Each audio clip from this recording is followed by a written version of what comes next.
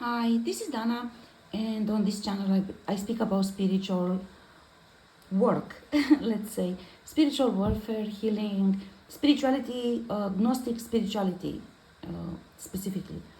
Um, you have the usual description in the box below.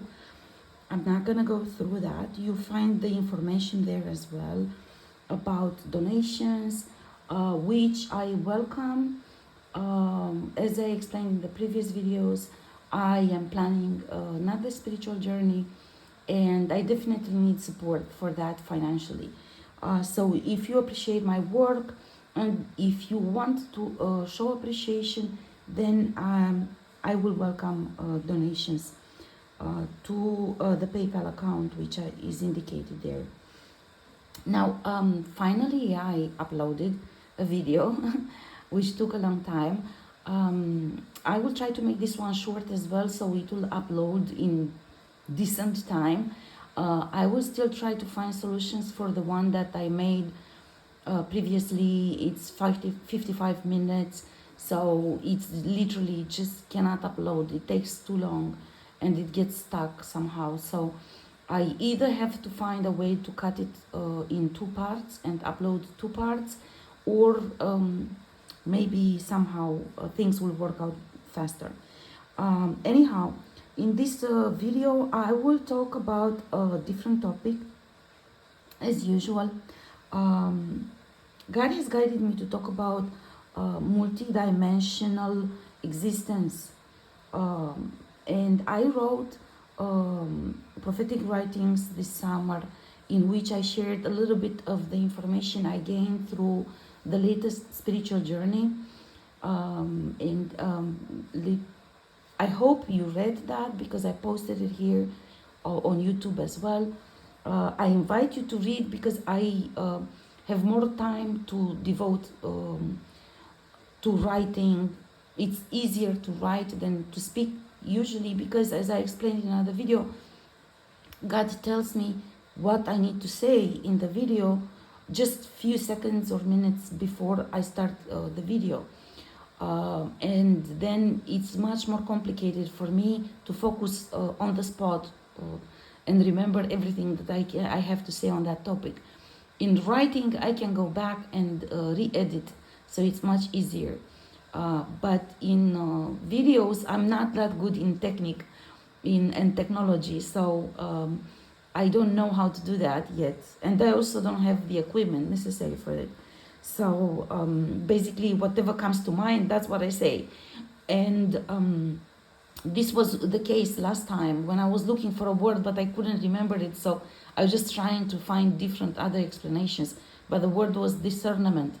God is inviting everyone to have discernment, because you bear the responsibility of the consequences of your actions. No matter how much God loves you, no matter how much God gives you forgiveness, He cannot erase the consequences of your actions, because this is energy which you put out. So that basically generates a flow of energy which will come back in form of karma. It's either that you pay it or somebody else pays it, and God cannot do injustice to an innocent soul. If you create it, you have to pay it. Because this is the karma, and for another reason, God points to me to say that it's because you need to grow up. Otherwise, you're going to keep doing the same thing if you don't understand how to fix it, and you don't understand that your actions have consequences. Then you will not mature enough to think about the decisions you make in the proper way. Okay, so now to the current topic, the multidimensional existence. I will start by saying, of course, that everybody knows we have 3D, 4D, 5D. The individual is present in all dimensions. Ideally, the individual, and this is why we're doing the ascension, to reach this ideal, namely to integrate the 3D and the 5D. So the oneness means that you literally are one. So your subconscious and supraconscious, or higher self, or how some people call it, literally are integrated and one and the same. They reflect the same identity, the same thoughts, the same decisions. Yeah.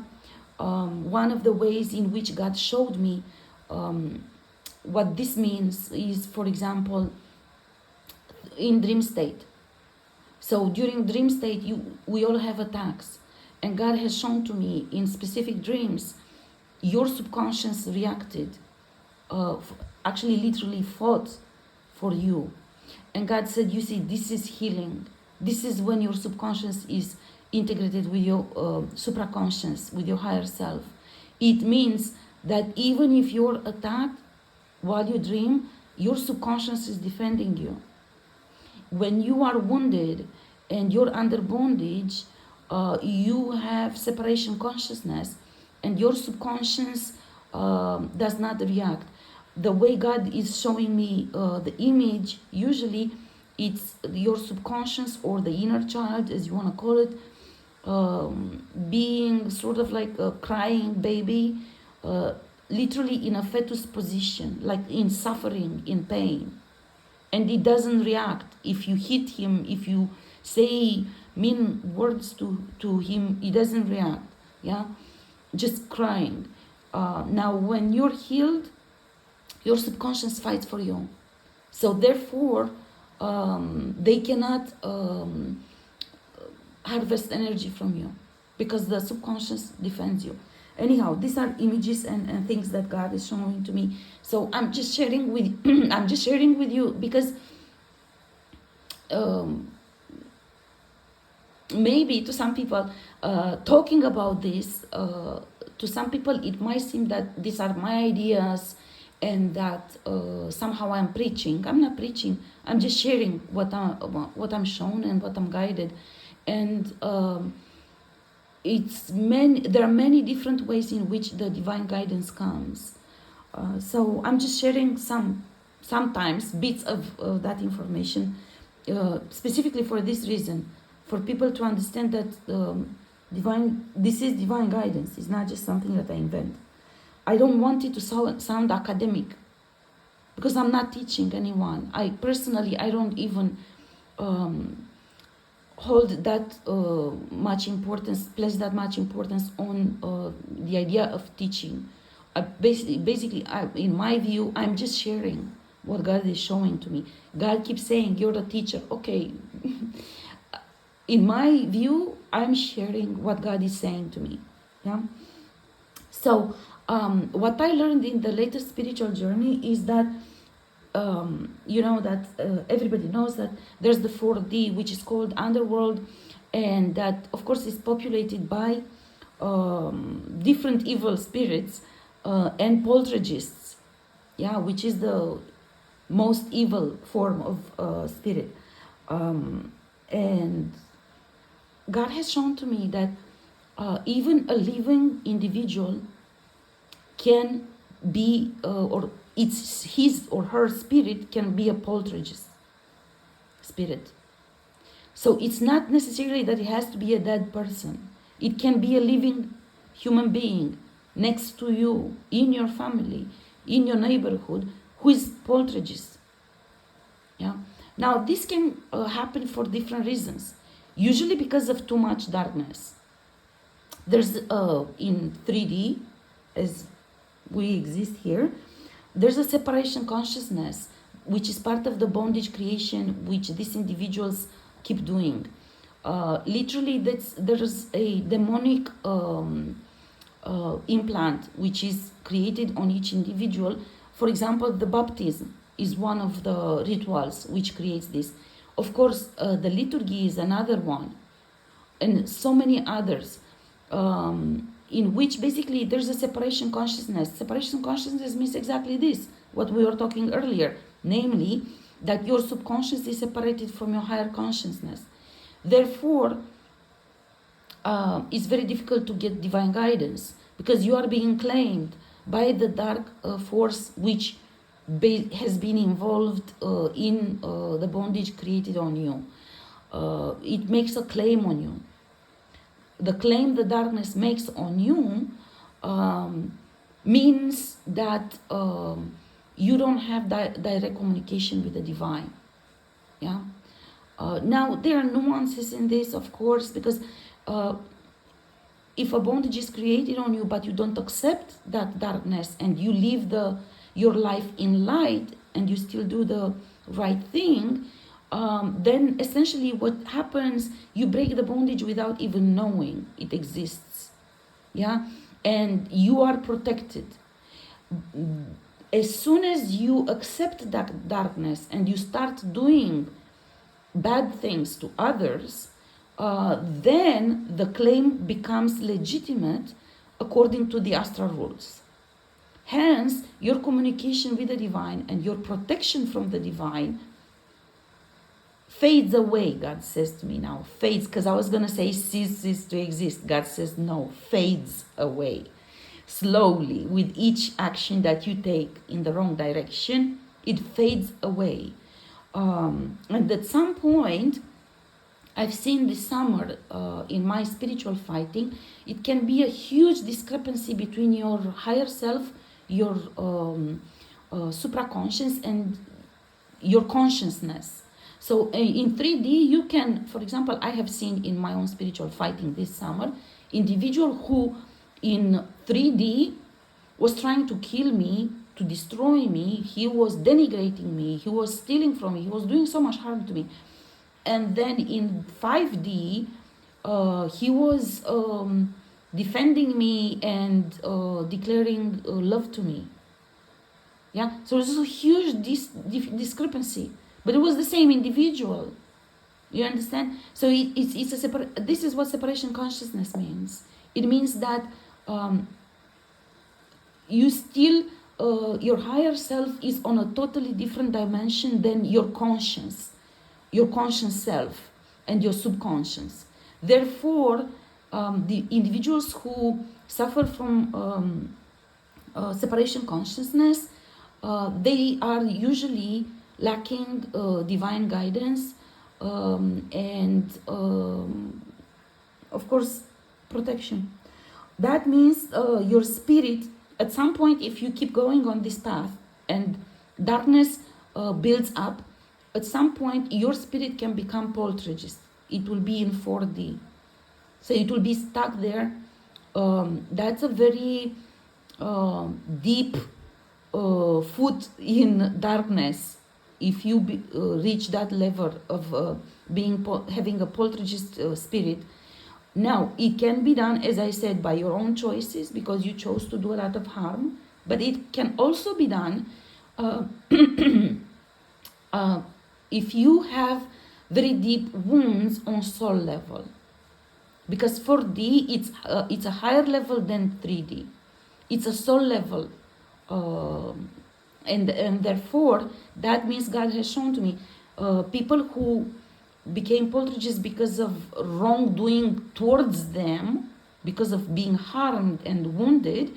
It means they were wounded at a very young age. And they literally lost their soul. So it was a spirit left without the soul, which then was lacking, at that point was lacking also divine guidance. So it can then build up a lot of darkness at that point. Now God works with you and sends the soul back, the same soul or another soul.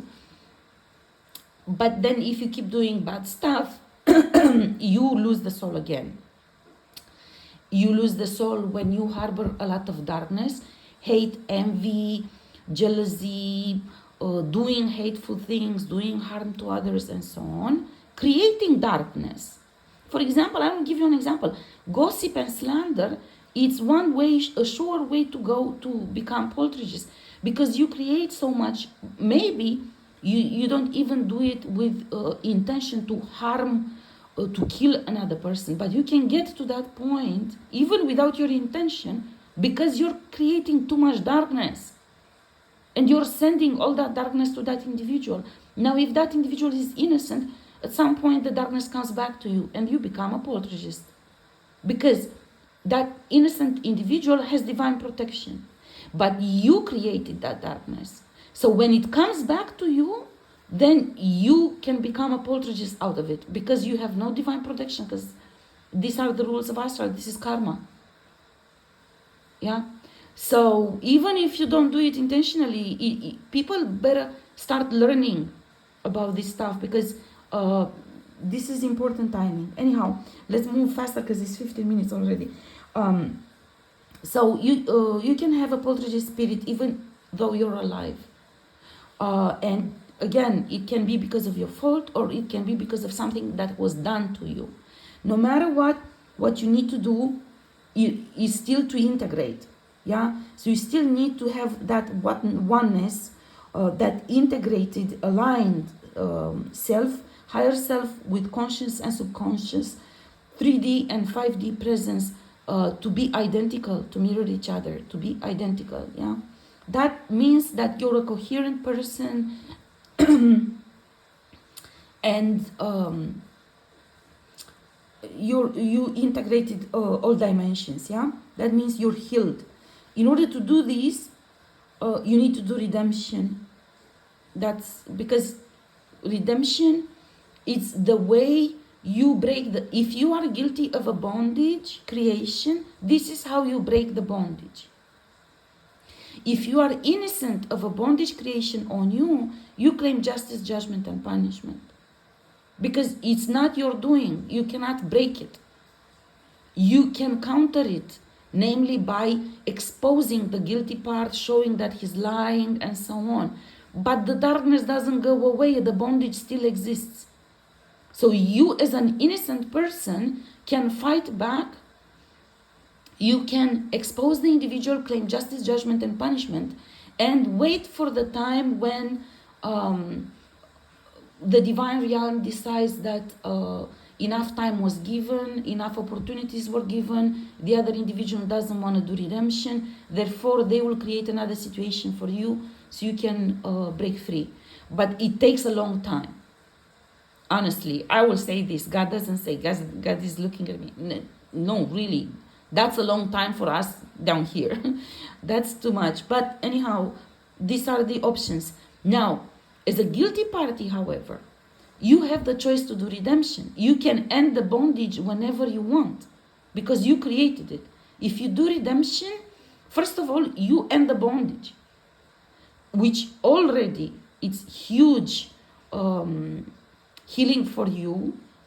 It's healing for the world because darkness is transmuted. Therefore, the entire world, the humankind, is better off. And of course, it's healing for the person who is innocent. Doing redemption basically brings you divine grace for this purpose. Divine grace is healing, is the highest form of healing. It's literally energy of God.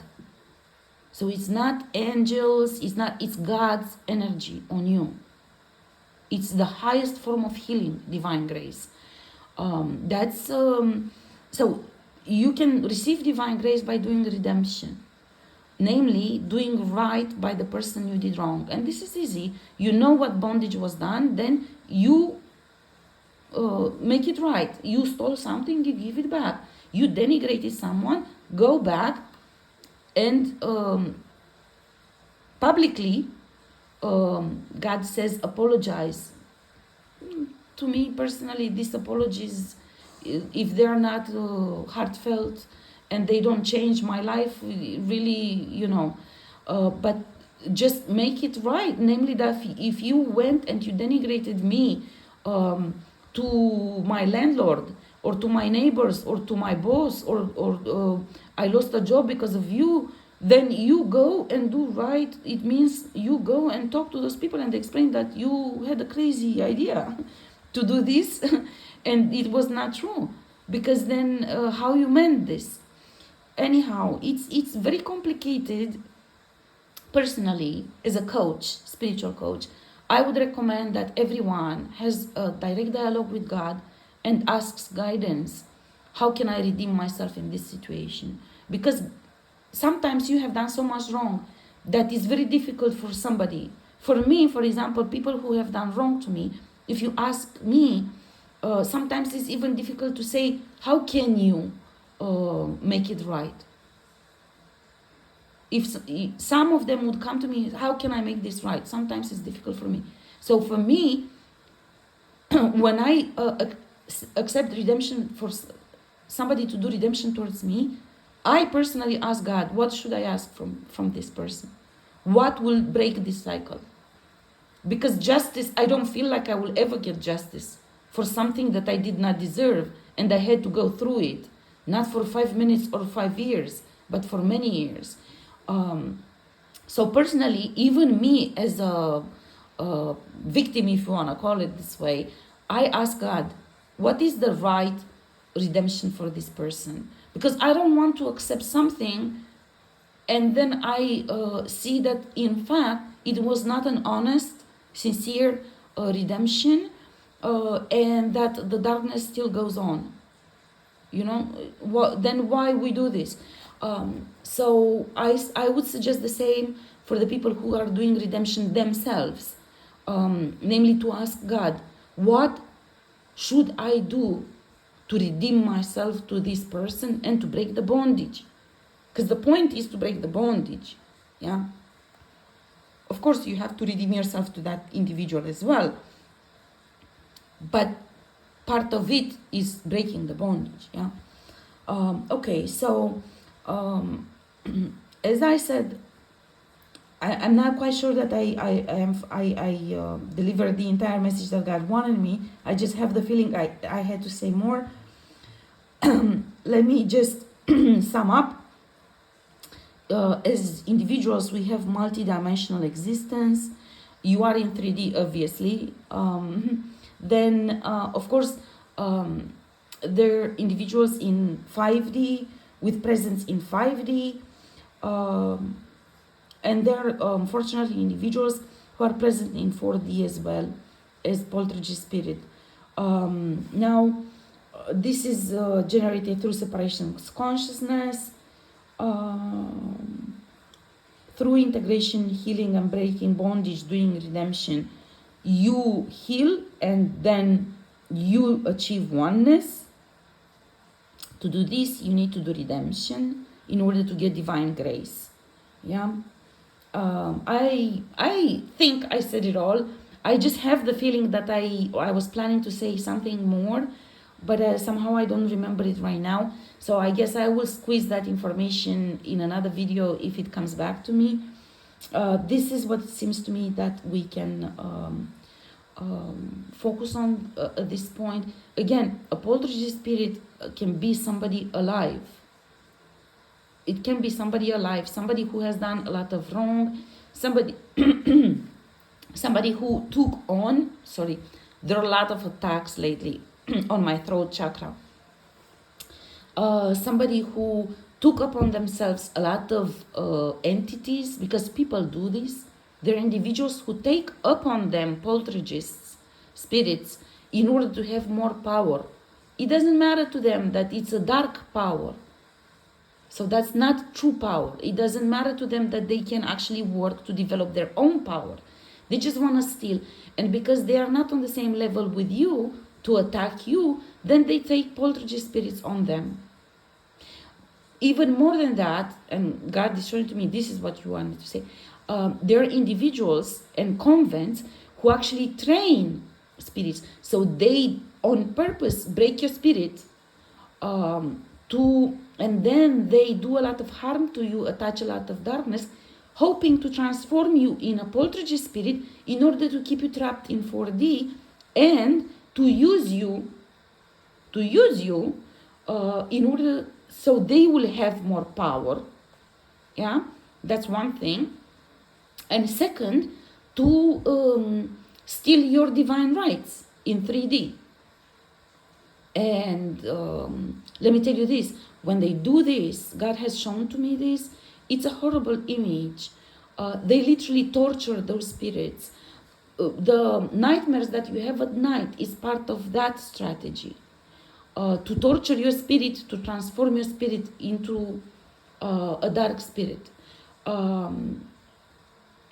So they literally torture those spirits in order to transform them in poltergeist spirit, so they can own them, so they can keep them trapped in 4D, so they can then cast those spirits upon somebody else.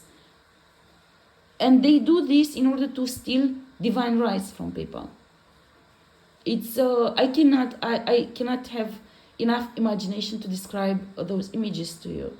And I through the spiritual fighting, I worked with divine guidance and with divine help, and I helped in freeing some of the poltergeist spirits which were sent upon me to torture me, and some of them were family members. So they will do this to your family members because you have a very strong emotional connection with them. So for them, it's very useful to use your family members to do this. So they will try to transform your family members in poltergeist spirits in order to own them and to cast them upon you, so they can then own you, and stealing everybody's divine rights in the process. Yeah.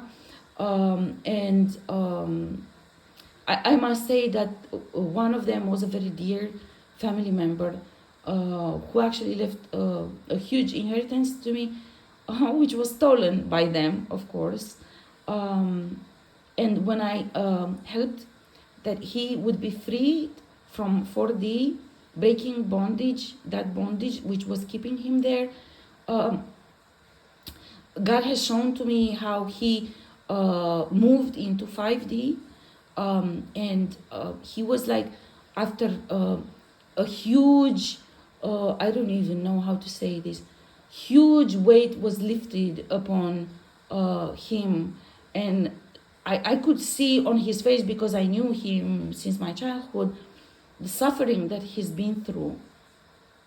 And that was the spirit which was trapped in 4D.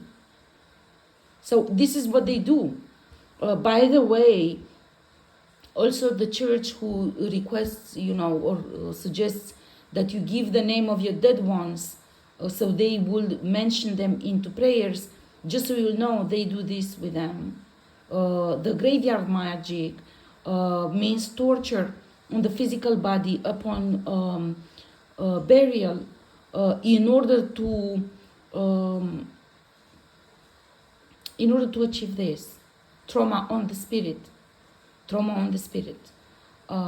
They do rituals on them in the graveyard. This is the part of the graveyard magic and necromancy. Yeah. I don't know what else to say. There's a whole another topic to talk about poltergeist spirits and all these horrible things they do. But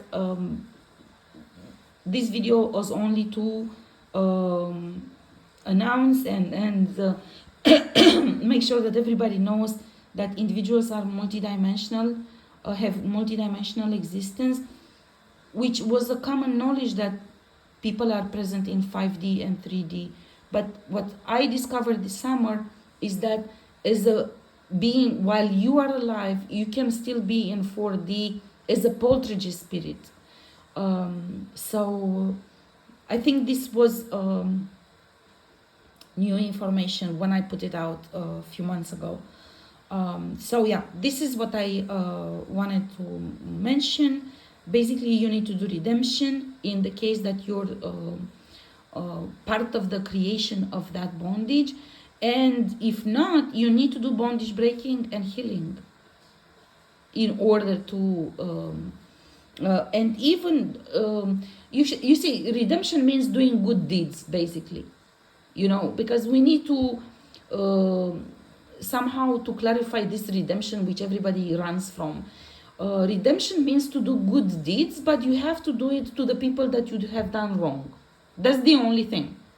Otherwise, the other people, us who are victims of bondages and attacks, we also do good deeds. Why? Because we need divine grace for healing, because much of this craziness is very hard to heal only by energy. The divine grace you receive does much more healing than any energy work that you are capable of doing. The video I'm making now gives me divine grace, gives me healing. This is a good deed. Somebody cursed me. Probably the next door doppelganger. By sharing all this information, it's a good deed. Now, whoever watches the video might not think so, but God thinks so, and this is what matters. God thinks so, and God rewards me with divine grace, which means healing for me, for my house, for my pet, and for my life in general. Yeah. So we are all doing good deeds. The only thing redemption means, the only thing is that you're doing the good deed to the person that you have wronged. So I still don't understand why these people have such big issue to do the redemption, because we all do it. We just do it with a different name. We do good deed because, as I said, we need healing. We need healing, and because, not only because we need healing, but because there's such an interconnectedness between bondages that the more people do bondage breaking and healing, the faster we get to move forward. Yeah. So it's in common interest of everyone that people learn how to do this and learn this information. Okay, I'm gonna stop now because I want to make sure that I can upload this video. It's 31 minutes, that's enough. We talk about any other stuff in another video, okay? See you in the next one.